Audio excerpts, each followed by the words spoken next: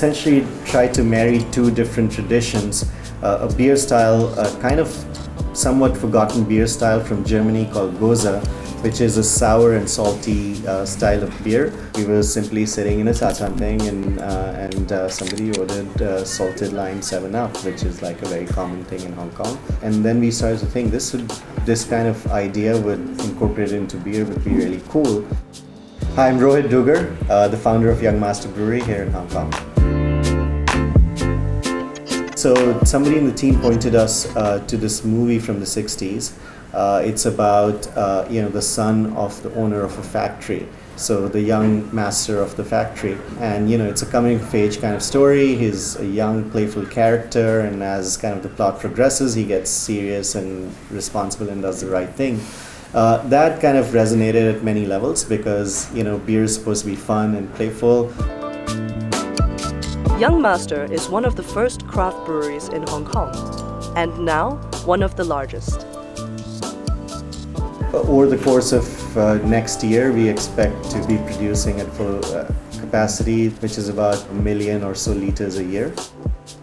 The company has a range of local beers with aesthetics and flavor profiles unique to Hong Kong.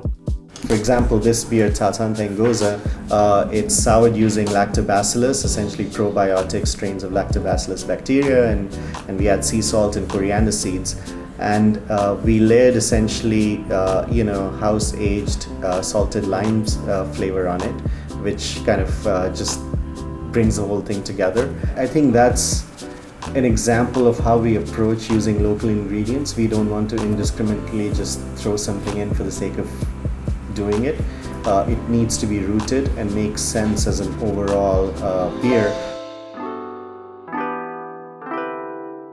What makes a local beer local, right? Like you've got barrels from everywhere. Where do the yeasts come from? So, some of the yeasts come from labs that are essentially all over the world. But in our sour beer program, it's actually some of the yeast is wild and indigenous. So, when we do, wood-aged sour beers, we are getting some kind of organisms that live in the atmosphere here that are actually going into the beer and contributing to its complexity as well.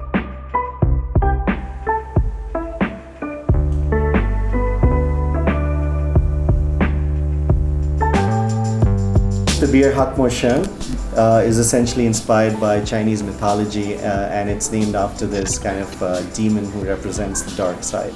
This particular bottle has chocolate and vanilla added to it. It's a very expensive beer to make, but you get this decadent, rich, chocolatey, smooth beer at the end of it.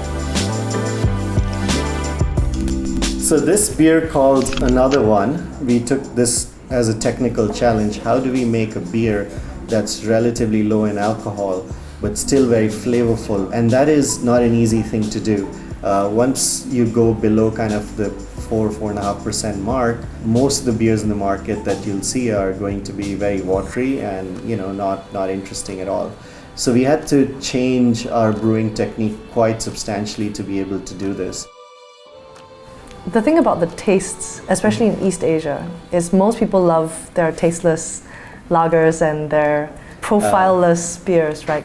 How do you feel about that when you're coming out with bold tastes? Yeah, I think and I guess everybody at Young Master, we do not believe in this notion that people in East Asia in particular like flavorless things. I think that that is insulting. I think what has happened is the industrialization of beer has dumbed it down. So those are the only choices for people. So our job is to make choice available to them and let them try these things. Young Master is just one of many craft breweries that's popped up in Hong Kong in recent years, suggesting that beer lovers want more choices. And as each maker pushes the envelope with taste and technique, the potential for craft beer grows. This part of the world hasn't had a beer brewing culture for quite some time. What we're trying to do is marry like a very old, beer is 10,000 plus years old, and local culture has very deep old roots too. When you're trying to marry the two to some degree, that cannot be done overnight.